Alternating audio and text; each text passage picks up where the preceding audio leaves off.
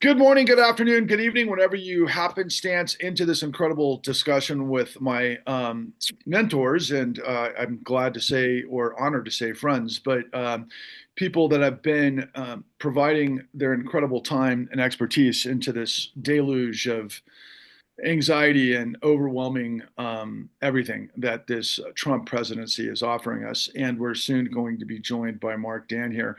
To my immediate left is William K. Black. William K. Black is a criminologist, professor in criminology, economics, and law, probably best known for the savings and loan crisis. And someone who compositely understands the nature of fraud probably better than anyone that we can find and or interact with. But his wife, and right below him, is June Carbone. She is the Rabina Chair of Science and Technology and Law at the University of Minnesota.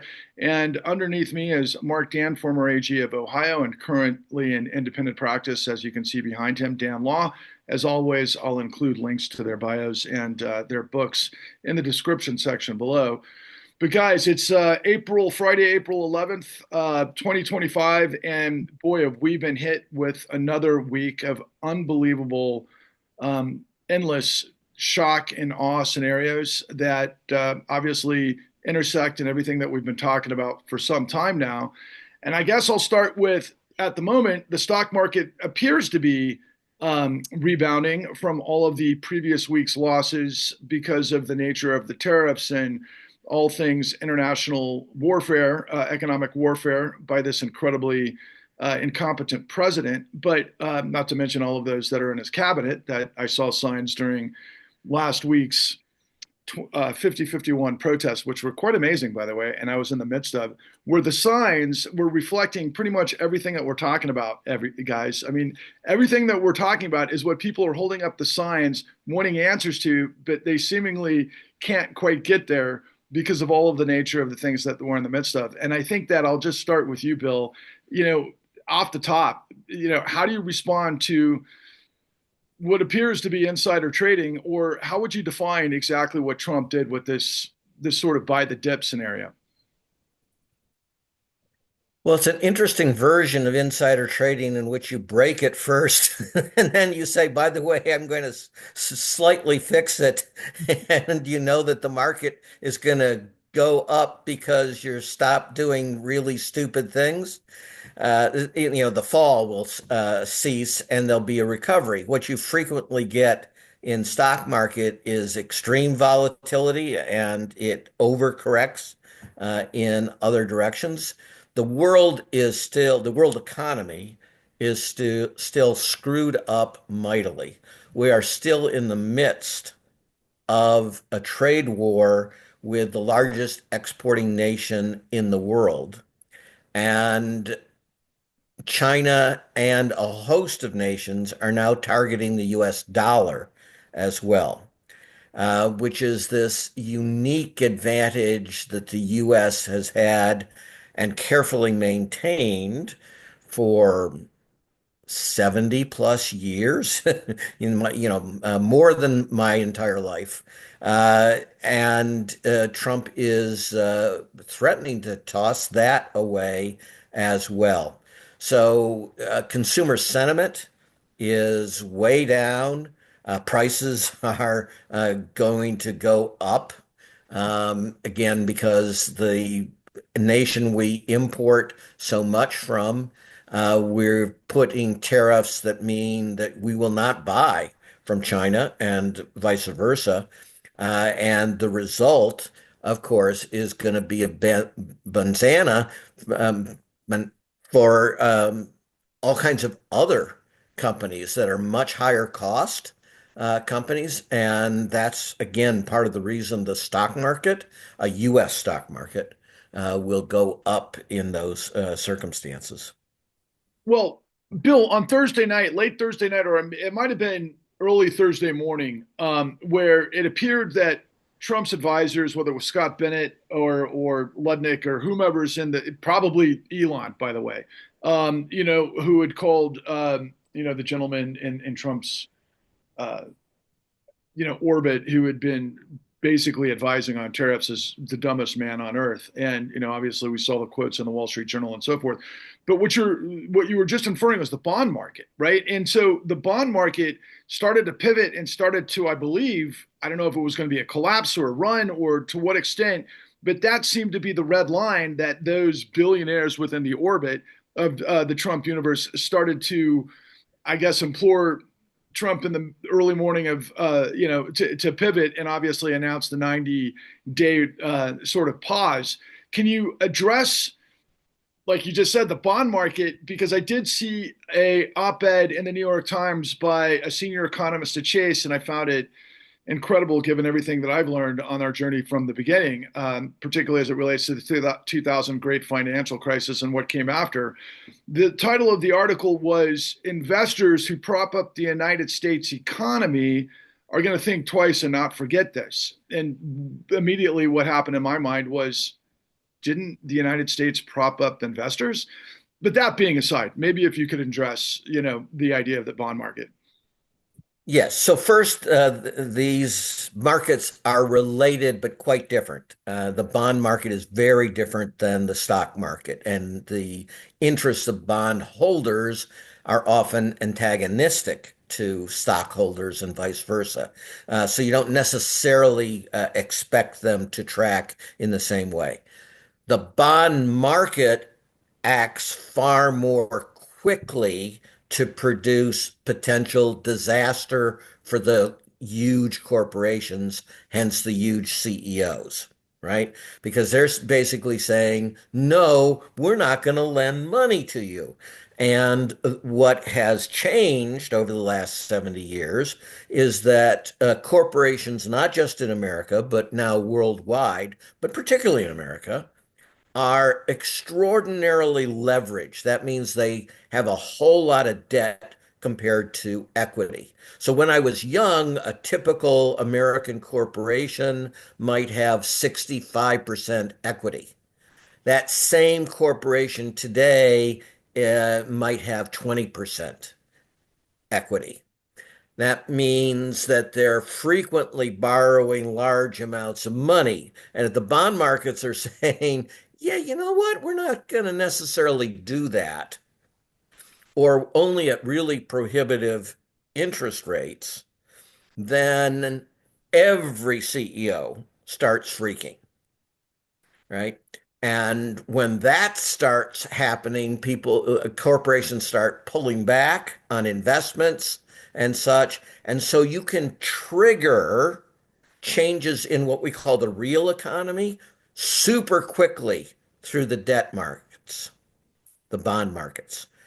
The stock markets are important and we all lose money, but the shareholders, are overwhelmingly rich people. And yeah, okay, so they no longer have on market caps of what, $800 billion. They only have $600 billion. That's a serious effect, but it doesn't mean that you aren't going to be able to make a call for to develop, actually be able to present funds tomorrow.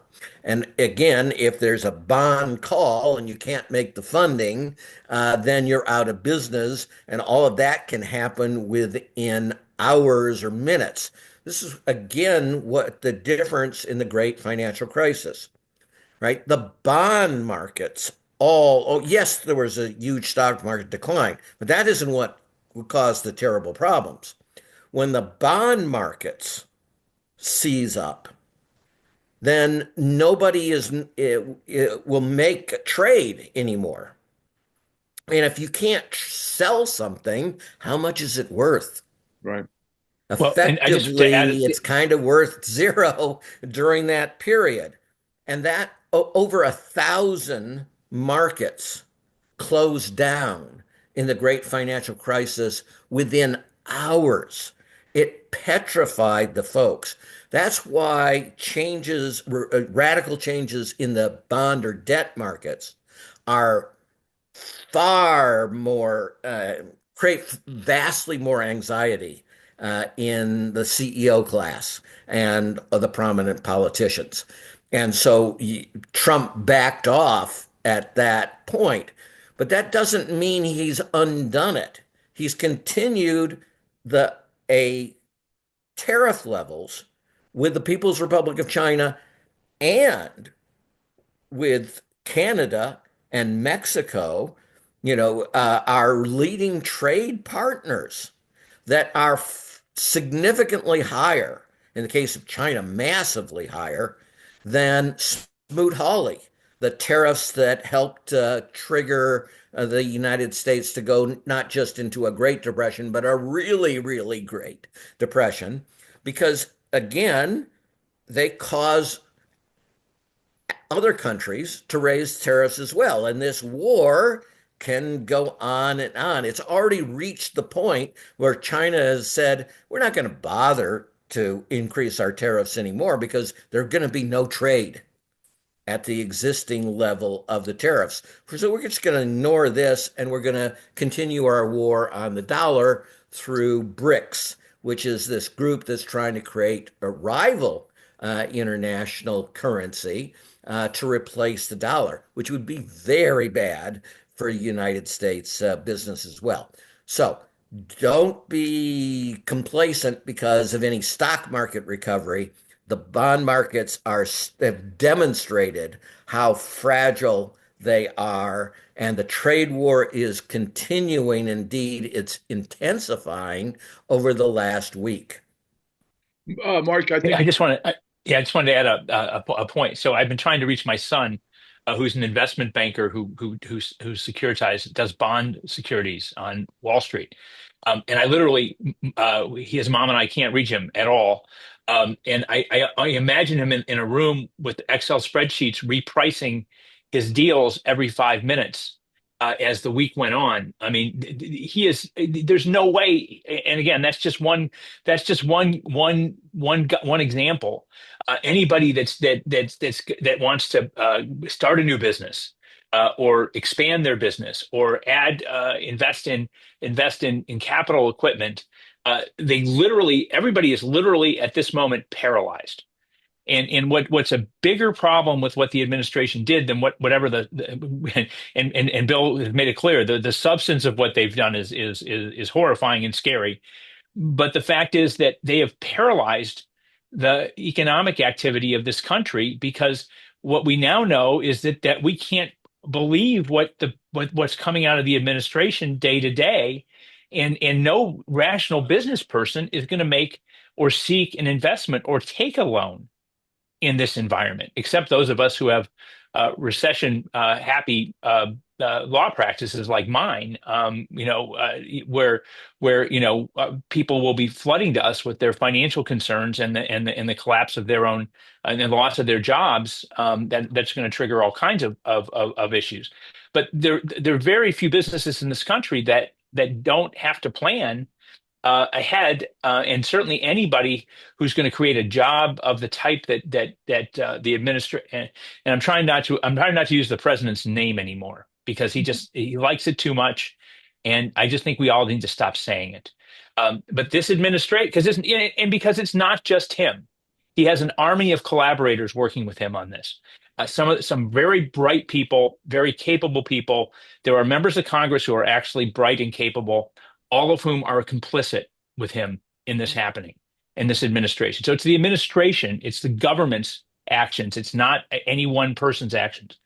But the idea that we've introduced this idea of complete uncertainty into our economy is left everybody just shaking their heads and having no idea what to do, and it's going to deter the kind of jobs that the administration is seeking, the blue collar jobs that my friends in Youngstown had before 2008, and before the steel mills were closed down in 1979.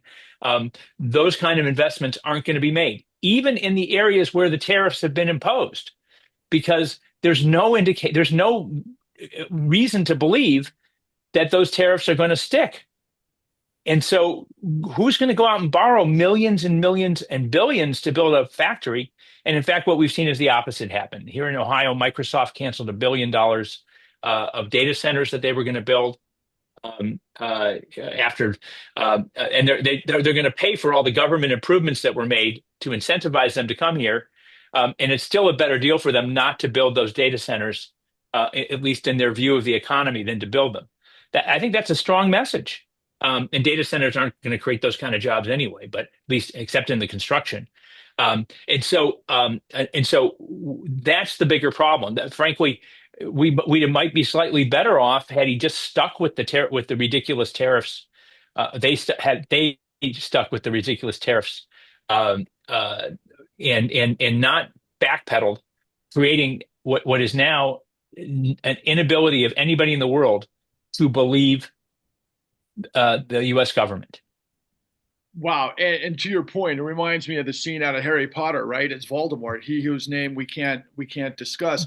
June, you've been predicting the calamity now for the past several weeks, and on top of that, we're in this incredible attack by the Trump administration, and of course, what you guys have been referring to as the tall building law firms, and we've seen further evidence from Paul Weiss and some of the others. And in fact, I was reminded that in the con we had interviewed Neil Barofsky in the offices of Jenner Block, which was in Midtown Manhattan, literally on the 75th floor. So we've been there in the midst of all of these powerhouses, and it's been this undercurrent of this dialogue, really to stress.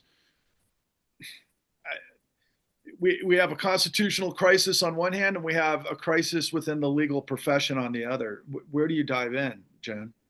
Well, I want to start with the issue you raised initially about insider trading. And, underlying all of this is the question, are they stupid? Or, is there, or are they simply malicious? And I think it's clear that Trump knows nothing about economics. He knows a lot about power. But on the issue of competence, these people are first, and I'm saying Trump and Musk and the people around them are people who believe the law doesn't apply to them. They believe their will is what should govern. That makes them careless about things like, including a reporter on a incredibly sensitive phone call, not to mention using a non-secure channel of communications. The rules don't apply to them. They're careless, and they're not professionals in the fields they've been charged with. So Trump gets ready to make a major economic announcement. Is he careful who he tells? The insider trading question is partly, did he deliberately tell somebody, like maybe Eric or Don Jr.? But fundamentally, even if he didn't deliberately do that, he's being careless. And that careless and pervasive lawlessness is a crisis on its own that deeply threatens the United States. Now, let's turn to the law firms. I think we're reaching a kind of Rubicon. And this is the Rubicon. So, what Trump's been doing, maybe from day one in his businesses, but certainly more recently, as he has returned to power, is asking for tribute. So, the various companies that have settled, I think of the 60 Minutes lawsuit, it's nonsense. There's no legal validity. Why did they settle? Because the people who own 60 Minutes, the big company in the background, not even the immediate company. This is a way of giving Trump a whole bunch of money. It's like a bribe. It is paying tribute. Now, what's happened with the law firms? And this is the thing that I think is switching. So I mentioned on earlier times in this podcast that, the people I talk to at big firms say, oh, we didn't agree to anything we weren't willing to do anyway. Paul Weiss, bring cases involving anti-Semitism. Hey, let us do it. We do that anyway. What we agreed to involves our pro bono committee deciding what cases we bring. We do this anyway. And the dollar amounts, when law firms talking about the dollar amount of pro bono, what they're really saying is, if we take what we charge for our lawyers, that probably started at $1,000 an hour in big law, and we say how many hours we spend on this at the highest rates we would ever charge a paying client, that adds up to a lot of money. But what it really is having our lawyers work for free on some issue we care about. Okay? The latest announcements are that the head of the pro bono at Paul Weiss has resigned. And the latest announcements coming out of Trump is he's having his captive law firms. He wants them to represent coal interests. This should terrify people on multiple levels. First of all, I pretty much guarantee you that's not what the law firms thought they had agreed to. Secondly, representing coal interests is not what they traditionally do on a pro bono basis. It's what they do on a paying basis. And some of these firms don't represent coal interests at all. Third, it seems to be that Donald Trump thinks what they agreed to is that they're his poodles. Russian TV after the election apparently had a picture of Putin with, Donald Trump on a leash. Well, that's how he thinks of these deals. I'll all of a sudden have the most powerful, experienced, and well-financed lawyers in the country at my beck and call. And what does Trump do with lawyers? He brings litigation that is vexatious, meaning it harasses people, that may be frivolous, in which his lawyers inevitably either have to lie or make arguments that they don't believe in, all of which are professional violations. And if he is either asking them to bring frivolous suits or vexatious suits or suits designed simply to gum up the works and delay things, that's all an abusive process. It's unethical. Lawyers can lose their license for doing this. So he's going to the major firms in the country and not just asking them to pay tribute. They were willing to do that. The point where he crosses this extraordinary line is where he's using a phalanx of private lawyers to weaponize the justice system at his beck and call. I can't see these firms have to say no to this, or they become like the Justice Department flunkies who are getting themselves into trouble, either by not lying in court and getting fired by Trump, or by lying in court and making frivolous arguments that violate professional standards. There is a crisis coming in this that goes beyond bending the knee. Which will then, of course, trigger the economic crisis and the global crisis and every other crisis that's in the midst. And it just reminds me, as you were rolling through that, the notion that what I've seen Donald Trump do, especially after hearing the expertise of David K. Johnson over the course of decades, is to lie, deny, switch the blame, and implicate. And here comes this formula. And I want to turn this to you, Mark, because you had penned an op-ed for the New York Times that they had passed on. But this is center to everything. In fact, last night, we all saw Rachel Maddow platform Eric Holder to be the virtue, the paragon of justice, to draw the line in the sand of how the professionals have to, enamor courage, which is going to be based on integrity in the law and everything that promotes for the democracy. And I found myself going, you got to be kidding me.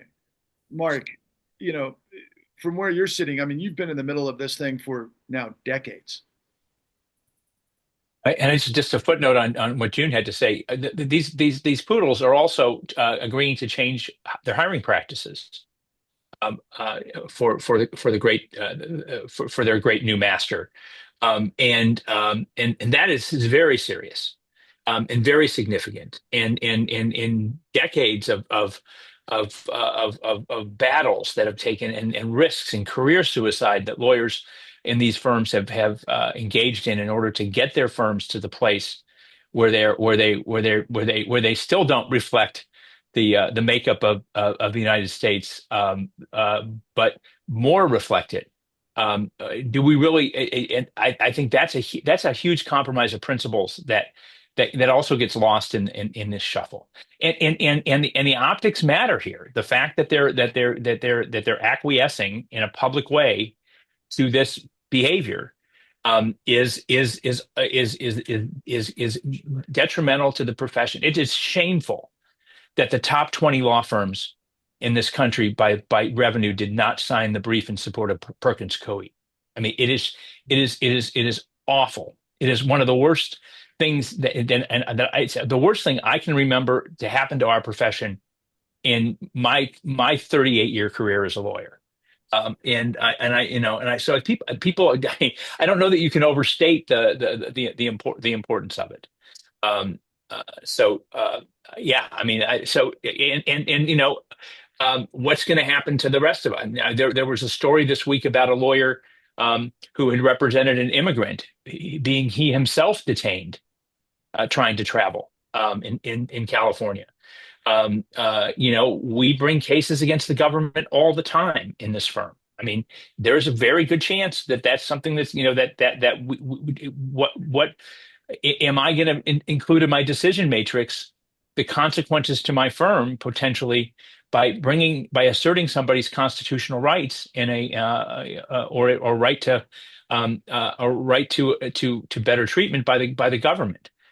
Is this going to empower remember is this going to empower governors and mayors to begin to exercise the same kind of leverage in these situations in places where it becomes this at what point do lawyers no longer are in a position to render independent and unbiased advice to their clients and to present to the court reliable representation that judges can consistently rely on if folks are compromised.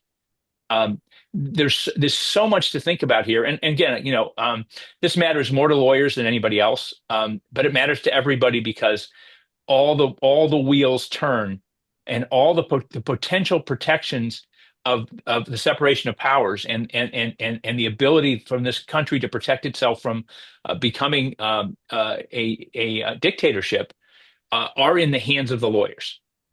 And just like in Germany in 1939, the lawyers are starting to get on board the good ship dictator because it's somehow believe it to be in their financial interest. Well, I mean, I think better of us than that, and I think there are a lot of lawyers that feel differently, and I'm hoping that those lawyers that don't, that aren't in that line of fire, will step up and fill some of the gaps. But it's all very, very troubling. Bill, I know you'll want to pick up on that, but I want to just kind of insert this real quick because the nature of what we saw earlier in the week as well with Adam Schiff and Jamie Raskin were doing, investigations, obviously including whistleblowers from the Department of Justice, right? And when I saw what they were doing and what they were capable of, I'm sorry, I couldn't stop thinking about all of the things that you could have done over the course of a very long time, just for example set that aside. But then further, we have seen obviously the DOJ targeting specific people for investigations, right? So again, going back to that notion of lie, deny, switch the blame, and implicate, here is Donald Trump saying he was a victim of weaponization of the Justice Department, and he was going to have a whole campaign of retribution. And here we are, and this is what it looked like. I'm not sure if anybody is surprised, maybe the depth and the speed at which the complicity has taken shape.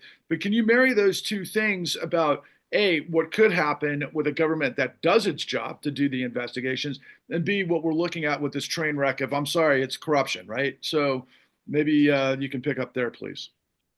Sure. So just as we're doing this today, the Justice Department went in front of a federal district judge after the Supreme Court had done this sort of 50-50-ish thing and refused to say what they had done to get this person back from El Salvador. And these they're not even really prisons. This is really a device of torture, right? In which there's a substantial danger that this person will end up being maimed or killed before it can be recovered. But they just absolutely stonewalled the judge and said, "We will not tell you what steps, if any, we have taken." And there was just a confirmation hearing in which the new NASA head, someone with immense conflicts of interest with Musk, where did admit Musk was there when Trump was interviewing him, refused to answer whether Musk took any role. And, you know, the senator asked it 12 different times in different variants. And he just kept the witness that's going to be running NASA just kept on refusing to answer, saying, "I was interviewed by the president. I was interviewed by the president," basically, refusing to answer the question as to what role, if any, Musk took, or whether they had any discussions, or whether he has reached any goals in his discussion with Musk and such. And again, the reason that Musk became wealthy is enormously government contracts and government tax subsidies and such. Back as far as the savings and loan debacle, Charlie Keating's key lobbyist strategist guru, a guy with the Strauss law firm. Strauss was the grand head of the Democratic Party and the grand partner of the biggest lobbying and most powerful lobbying firm in America, which is to say the world. He created a plan for Charles Keating to incapacitate the federal government's ability to respond to Keating's frauds. It's a detailed, in writing plan. Involves using Bivens actions, for example, which are actions in which they were deliberately going to seek to bankrupt any federal officials who stood in their way. You know, uh, full disclosure, I was one of those people, and they sued me for $400 million under the Bivens action and such. It was a very sophisticated plan. It involved actually putting moles on in positions running the federal agencies. Now, obviously, Trump doesn't have to go through those subterfuges. He just openly appoints moles controlled by the industry and refuses to answer. But my point is, this has been done for some very considerable time. And when we confronted that firm eventually, after we got discovery and found this memorandum, they said, so what? Until one thing we noted, oh, by the way, do you realize your partner was paid directly by Keating and the money didn't come to your firm? And of course, that partner was gone within 2 hours. So, self-interest that they've got figured out. So let's put this together. June in particular, for many years, was a federal programs branch attorney in their honors program, and I was, relatively briefly. That entity specializes in defending governmental actions, their constitutionality, their statutory authority, and whether it's arbitrary and capricious. So we go, and you can sue typically anywhere in the United States. And of course, plaintiffs are smart, so they sue you wherever the program is most unpopular. So we get used to going in with very little notice for what are called temporary restraining orders, or TROs, where you literally are learning on the plane what the government program is that you're going to defend in 2 hours in, say, Montana, where it's a mining claim, and the federal judiciary is incredibly hostile to you. That office, I'm quite confident at least 85% of the attorneys would resign rather than uh, agree to do something unethical for Trump or anyone like him. So there's another reason they're going to these private lawyers. What I've noticed is I don't see anybody described as a federal programs branch attorney defending these cases, right? These are super higher ups in other particular units and such. The federal government right now doesn't have the capacity to defend competently large numbers of these kinds of suits. So we've discussed this in a prior taping. We need to be flooding the zone.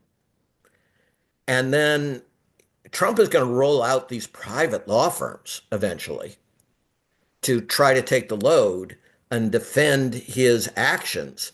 Because the only reason you're going to have settled with Trump is you're willing to do sleazy things. And that's also going to produce, as June started introducing, a Gresham's dynamic at these law firms, in which the most ethical people will leave and these firms that become they're not even lapdogs, right? He doesn't want lapdogs. He wants them to be servile, but he wants them to have really sharp canines and be the kind that rip in and will just shake you after they bite into you until they take huge pounds of flesh. That's what Trump is going to want down the road. And he's either going to get it out of these firms or they're going to decide, no, there's some level at which I'm not willing to go, in which case Trump will come back at them for also for breach of these settlement agreements. And we haven't yet begun to discuss directly how are we going to get a campaign of having the bar associations, investigate and sanction the absolute epidemic of unethical legal conduct that this president is unleashing upon our nation. And just to go back to the economic type stuff, one of the absolute best things we had in the United States, if you were a business, was we had a relatively sounder rule of law and ethical level among our attorneys than any other nation that I was familiar with. And they are pissing that away, and that is taking two of the crown jewels of America and just trashing them. It's going to be so bad for American business and for the American people. In knowing what I know, and I'll circle back to this later, I'm just going to mention as I kind of set up the question for June to respond to. But again, Eric Holder giving that delivery last night is drawing a line in the sand. Given what we know, is just audacious in its own right, Bill. Yeah, we didn't explicitly answer your question as to why, to us, Eric Holder is, it's farcical to have him presented as the standard. Eric Holder was in charge of going after the elite criminals who perpetrated the great financial crisis. And he didn't simply fail, he didn't even try to hold them accountable. And that was a moral catastrophe, a legal catastrophe, but it's proven to be a political and an economic catastrophe for the nation as well. Well, and Jude, coming out of the DOJ and your time there, obviously you're in an incredible position to address that. Plus the notion that I mean, look, they just gutted the crypto regulation, and then obviously the Foreign Corrupt Practices Act that you guys have endeavored in previous dialogues. But it raises the question, like Bill had just said, that you had proffered earlier: what can the private bars do? Everything. I thought the most interesting part of Rachel Maddow's presentation last night was her noting that Judge Ludick on Blue Sky is talking about private attorneys going in on behalf of, the people being investigated by the Trump administration and filing claims for malicious prosecution, getting an investigation. These are private attorneys. I started off saying these folks are both careless and contemptuous of the law. Every member of Trump's cabinet, my guess, is guilty of something. And you can have private attorneys bring securities actions, bring a variety of private suits, insider trading, conflicts of interest. A variety of these things can be reached by the private bar, and they're legion. The opportunities for this are legion.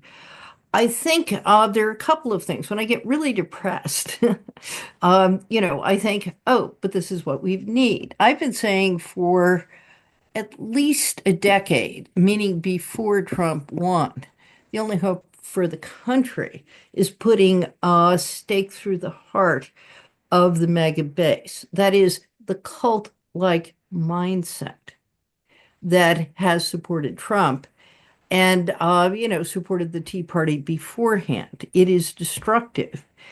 And what Trump said as an excuse for backing up a little bit on the tariffs, not taking them off, was, well, I'm willing to cause a recession.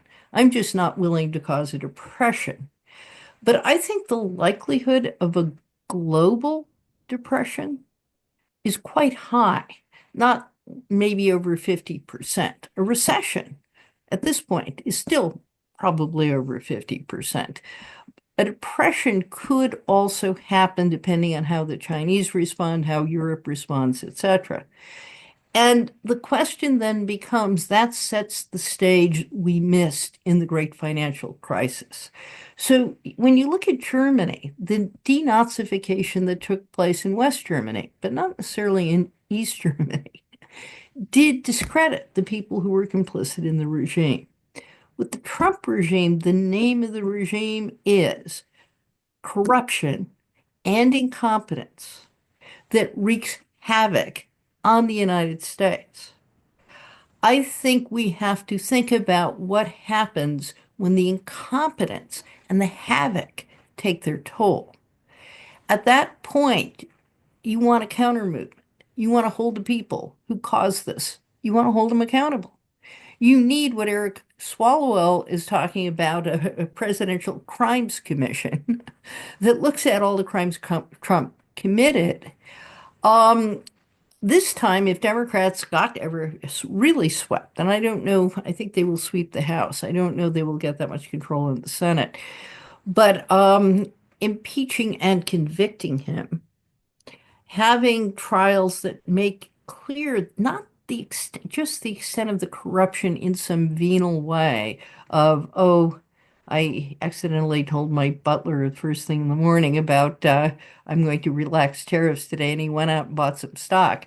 But rather the deliberate, systematic destruction. I mean, the amount of corruption that Elon Musk has done. David Kay had a piece on his website talking about how it's the Financial Times that reported he fired the people who are in charge of highway safety, who were investigating driverless cars at Tesla, which are notoriously unsafe and have killed people already.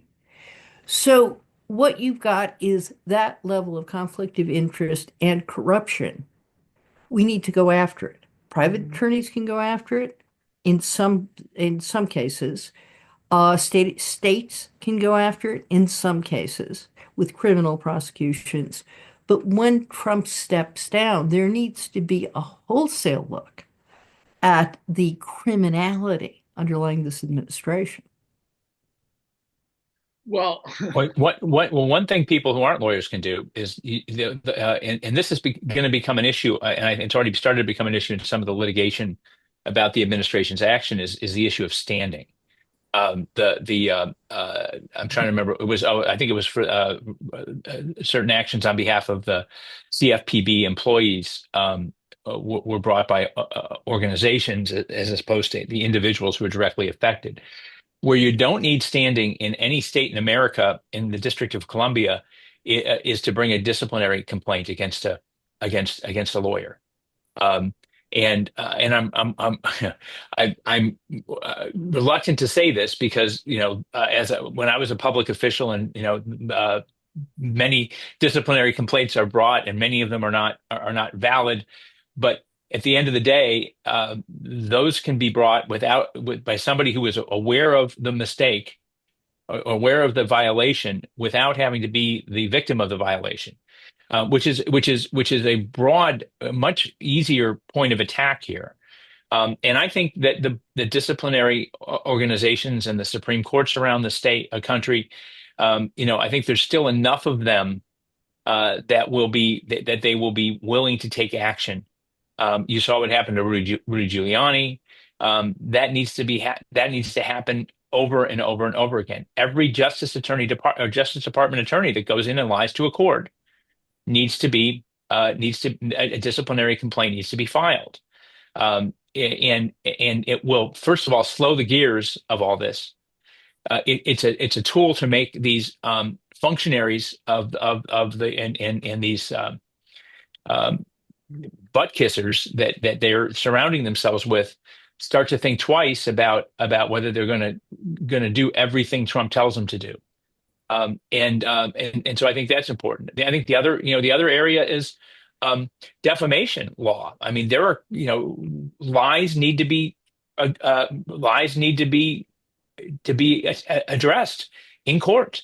And these lies are such whoppers and so untrue that even under the high standards of the Times versus Sullivan, heightened scrutiny for public figures, or what you say about public figures or in the public debate, it exceeds that. They're saying things. Lawyers and non-lawyers are saying things that are blatantly untrue, that are having devastating consequences for businesses and individuals throughout this country. And though we need to start bringing those lawsuits as well. Whether the courts can handle this pressure, there's all kinds of questions about that. I mean, as I'm saying this out loud, but disciplinary complaints and defamation cases, the truth has to matter too, and legal ethics have to matter. And how do we make that happen? There are tools to do that. right. And Well, the let New me York, mention on yeah, a just optimistic note, a court in Philadelphia has said that the Central Park Five, who have sued Trump for defamation based on comments he made in 2024, not at the time of the Central Park Five incident, they've survived initial motions and are able to proceed with a defamation case against him. He's proceeded to call them guilty long after they've been exonerated. Well, and I don't think we should stop at Trump. I think we need to start to call these folks that have compromised their principles and their integrity to work for this guy. I think they need to be attacked. They're trying to make it as uncomfortable as possible for people to dissent. We need to make it as uncomfortable as possible for people to cooperate with the administration in their efforts to create this authoritarian state. Guys, I was at the 5051 protest last week, and I had experienced, and I've done a little bit more investigation into who 5051 is, and Indivisible, and some of the groups that are involved. And I was on a conference call yesterday, and I got to tell you, these guys are smart. They're clever. They're inside the Beltway type people. They've had long-standing relationships across the board. A lot of these guys feel to me connected to the DNC. But meanwhile, a lot of the people that are showing up at these protests are the same people that showed up at Occupy Wall Street, for example. And they're the people looking for answers. And the signs were all over the place about fraud, all over the place about criminals, all over the place about, the obvious corruption, right? They're asking for someone, something to step into the void, which is what you guys are describing. But I want to turn this to you, Bill, because Bernie Sanders is a guy that seems to be, once again, at the age of 95, on this anti oligarchy tour, and he's joined by AOC. And they're, again, you know, proclaiming a lot of the stuff that I've heard throughout the last 14 years, right? And yet they do talk about corruption, but yet they don't talk about details about corruption. They don't talk about fraud. They don't talk about how to take it down. And I have to pose this question to you, Bill, because again, you've been in the midst of this for longer than anyone. I mean, everybody has on this call, but I am literally witnessing a sort of growth of a socialism slash communism slash, they call themselves anti-fascist, but all around their sensibilities are the system is so corrupt, the law has failed so completely that it's so obvious that the billionaires have absolute control and there is nothing that can stop them. And they're already moving into this revolutionary mindset, right? You have said to us forever that the greatest way that capitalism performs is when you have honesty in the markets. And so here we are, where there's this void, there's this disconnect, there's this bubble between the millions of people searching for answers and the answers that you guys have. And I know you've already demonstrated some of the other options, but can you maybe address, how you feel about the disconnect? So first, at Bernie's invitation, personal invitation, I accompanied him just after the great financial crisis to one of America's great traditions, a Vermont town hall. 3.5 hours of any question the audience wanted to ask, and it was a good 50% of it was on fraud. So Bernie knows this stuff. He, I don't know tactically how he's choosing to play it now, but he's very good in those kinds of audiences because he doesn't sound like a politician anywhere near as much. There are many ways to do it, and the young people have to invent ways that work. But since we've got this former very senior official from Ohio, let me go back into history of, I don't know if I'm pronouncing this right, Mark may know, Coxey's Army Yes. set out from a little town 22 miles from Akron, Ohio, I think on Easter and marched to Washington, D.C. To take on this incredible war of the tariffs, in part, on the American people. And contrary to what Trump said, when we started, when the 1870s were not our golden era, it was the golden era of robber barons. Right? The So Coxey's Army comes. golden era of people with the gold. Yes. Yeah, Mhm. Co yes. and Coxey, they march over 400 miles. Um, and this is, many, many years ago. So they were out in the rain, marching and such. And as soon as he went forward to speak, he stepped on the grass and they arrested him for trespassing because he stepped on the Capitol grass to address the Americans' representatives. Anyway, out of that, one of the big things he was pushing for and succeeded, although years later, in getting Ohio to adopt was this direct I'll call it referendum. It probably Hmm. has a different formal name process Right. that Ohio still has. Right. And the reason Ohio still has protection for women's rights in the area of abortion is precisely that statute, which the legislature was going to, completely Republican dominated, eliminate all reproductive rights, essentially. Um, and then they uh, got the people made it clear they were going to go forward with this direct process. And so the legislature geared up one to make the requirement that you get a 60% vote instead of a majority vote.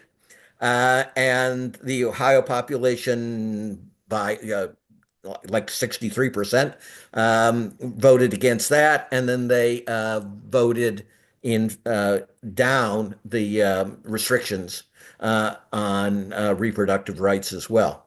So those very pro-democratic things, by the way, grew up in Michigan. That's why Michigan got saved from complete domination by MAGA type Republicans, this ability to have these direct propositions. There are things like that. Find really popular topics, get them on the ballot. You'll turnout goes up very considerably, and this is an excellent way to win. It's just an example. Young Right. people and old folks, as seasoned as Bernie, need to be using many different routes at this time. But Bill, there's a second chapter that's not just about the MAGA folks and what they're doing and what the Republicans are doing. The Democrats in the state in 2023 uh, did everything they could to prevent us. Uh, I was working with a group of doctors that didn't want that wanted to. We wanted to bring that referendum in 2023, not in 2024.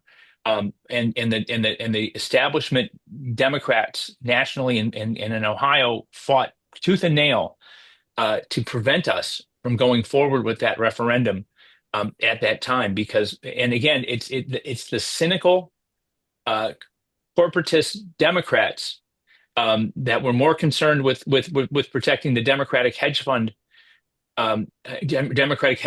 executives and oligarchs than they were concerned with women dying. And I never forget a Zoom call with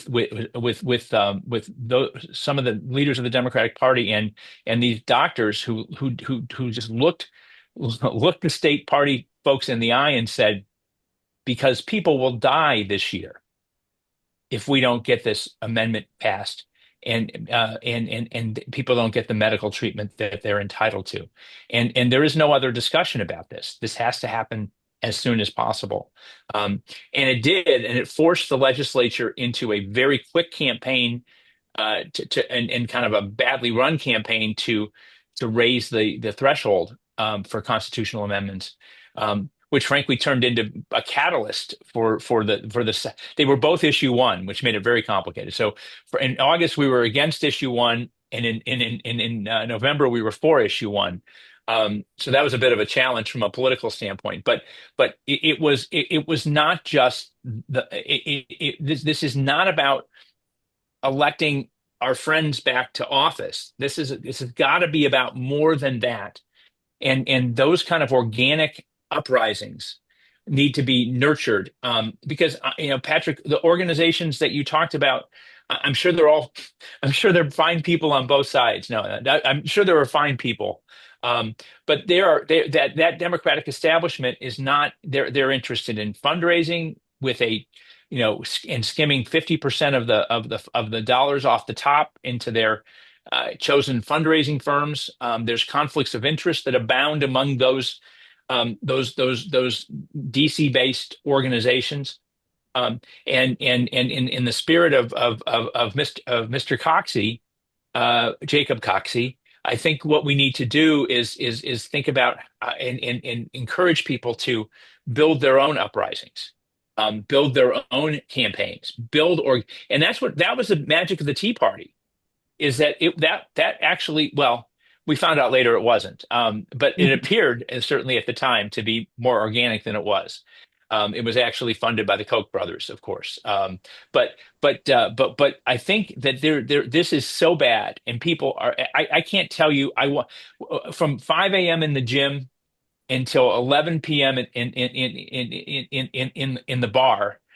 People are asking me, "What can we do?"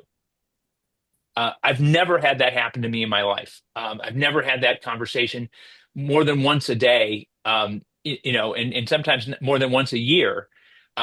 So the answer is figure out what you care about and organize. And don't wait for the professional organizers to organize. Don't wait for Bernie Sanders and AOC to come to town. Don't wait for Tim Walz to come and hold. He was here in Ohio holding town halls this week. Fine guy, and it was an effective. It was an effective bunch, but it was not. Those people that went to those town halls needed to leave with a message, with a mission to start to organize those kind of rebellions, whether they're small or big. And we're starting to see that. Coming out of the federal courthouse every Wednesday. They're in front of the federal courthouse, which is where Senator Marino and Senator Husted's offices are in Cleveland, to ask them to have a town hall and listen to the concerns that they have, and to demand. And that crowd's been growing. Those should be on every street corner. And so it can't just be Occupy Wall Street. It's got to be Occupy every street. Yep, Mark knows this, but we are brothers in arms on this one. Six prominent elected officials went after me big time. Five of the six were Democrats. Mm-hmm. And I ultimately left the government because of reinventing government, which was, just handing over government to big business under the Clinton administration. And then all of our frustrations, I spent many months trying to get the Obama administration, which again filmed one of its campaign ads in our living room in Kansas Mm-hmm. City, Missouri. With an interview based on me, but they would not ever even meet with me to discuss actually prosecuting the elite felons that drove the crisis. So, amen, brother. Yeah. Well, the next time will be different, and let me note what's on the horizon. Trump doesn't really want to go near abortion, but the most recent rounds of confirmations, just under the radar, are crazies on the abortion issue. So the FDA is likely to rescind the approval of the abortion pills, and that will affect everyone. And if you look at the Civil War, Dred Scott and the fact that you couldn't keep enslavement out of the North helped touch off the conflagration. I think Trump will overextend at every step.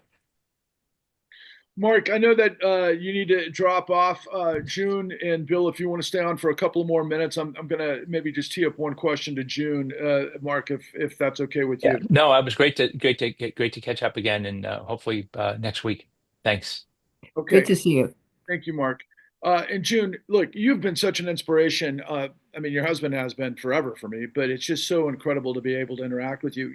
You've hit the point over and over that, again, to remind the audiences that need to understand where you guys are coming from. You've been in the battle, in the trenches of all of the elements that have constituted what we're now in the midst of, and it's so crystal clear. Again, like what we said in the kind, when you take the cops off the beat, or if the cops get corrupt, then obviously the criminals take over. Okay, here we are. Everybody knows it, and yet, just to Mark's point, and what Bill had said before, there's still this sort of comfort zone, I hate to call it, in light of just these abominations, that the law is actually being run over like a steamroller that, nothing can seem to stop even court orders, given, the mistakes with the deportations and what we just saw today.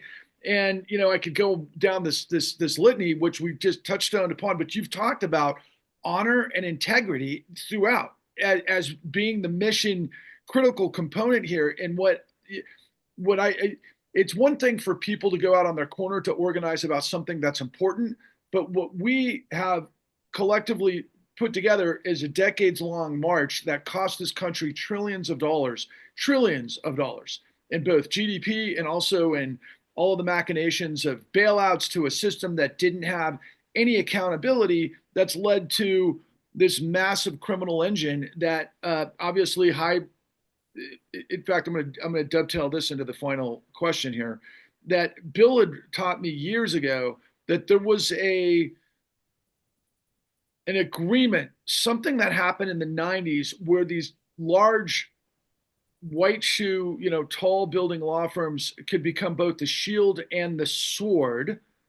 And that's what led to these deferred prosecutions and these statements of facts without all of the evidence and all of these details that envelop the racketeering. And so when you're talking about your profession and the disconnect from the American people who don't know how our system works, what these are intended to do is to get the message to also all of the different vectors who have larger voices than I do, as also people who could potentially take this information and make it something that could go more mainstream. For example, if we could compositely bring all of this information to the fore to give people hope that you guys know how to defeat this, what do you want to address such that Bernie's not doing it? I guess is the easiest way to ask that question.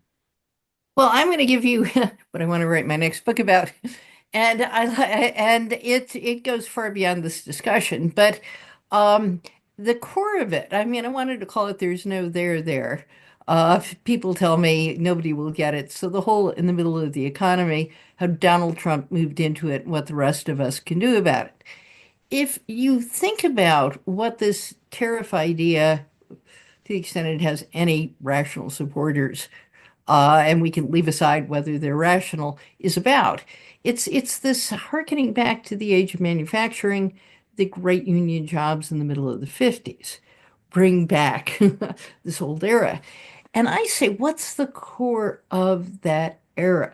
The grand concordat of labor peace in 1948, the foundation of the 50s as a time of relative solidarity in the US, um, is built on the idea the capitalists, the Henry Fords, needed large, stable, and skilled labor forces. The workers wanted stable and secure jobs. The Democratic Party, which is the governing coalition of that era, had the union halls as the mainstream, the foundation of the Democratic Party. And the companies supplied identity, commanded loyalty. Bill's stepdad was a Ford guy. He never in his entire life bought a car that wasn't made by Fords. When they retired and moved to Florida, they went to a church with UAW supporters, as opposed to the denomination they had of the church they had attended in Michigan. The identity, the belonging, the sense that the society is taking care of you came from the grand agreement between the capitalists and the workers facilitated by government. I listen to all these people talk about bringing back manufacturing. It is complete and utter BS. Even if you bring back manufacturing, the key jobs will be the tech jobs, and they will turn over quickly. You've automated. I mean, what Walmart wants to do is to automate its warehouses. Amazon would do so in an instant. We've gotten rid of those jobs. We need to ask what replaces the jobs. Ezra Klein has his new book on abundance. I also think it is either trivial or pernicious. I'm inclined to think it's trivial. How do we build more and more efficiently? How do we have government be efficient? But what he's not talking about are jobs that confer identity and meaning. And so my pitch for those who want to form the resistance, but more critically, those who want to rebuild afterwards, is we need a vision. And the vision is we are a community. We're going to need a phalanx, not of lawyers to harass opponents. We need to bring the crooks in this administration to account, but we need to rebuild our communities. We need more daycare centers. We need custom-made furniture rather than thinking about hiring people in, um, you know, uh, Donald Trump was waxing eloquent about bringing back jobs from China so people could make pencils and erasers. Those are going to be automated. We need the jobs that confer meaning, the custom craftsmen, the community service folks who help with, substance abuse rehabilitation, the community centers that assist families. We need to tackle bird flu. We need to tackle safety. And if you think about that, that the mission after Trump wrecks it is the mission to rebuild a just society. So locking up the crooks is needs to go hand in glove with rural broadband, with an expansion in housing, with new construction, with a distribution of the benefits from a great society to the entire population, instead of the manufacturing Trump has in mind, if it were to exist, and I don't think it will, is how to allow Elon Musk to steal more of the benefits of his employees' labor. It's not how to bring the benefits of the system to everyone. The great manufacturing jobs were great manufacturing jobs because of unionization and government regulation that curtailed the power of the plutocrats. Bill, will you pick up on that and just I've heard you mention echoes of that throughout the years. I'll be really interested to see how you close out here based on what June just gave us. Well, what Trump has done is to make everything that made America great sound stupid, right? Honor, treating people well, being respected for your role in the community. All of those things the tech bros think are stupid. I think they're the keys to making a civilized world in which you don't have to have $1 billion to be respected or listened to. It's not necessary to hope to persevere. We keep on the righteous grind. And I will thank you as always. And until next time, you guys have a wonderful weekend. All the best to you and your family. And yeah, just another week in chaos. But thank you very much for your insight and everything else. We'll be in touch. Take care. Thank you. Be well.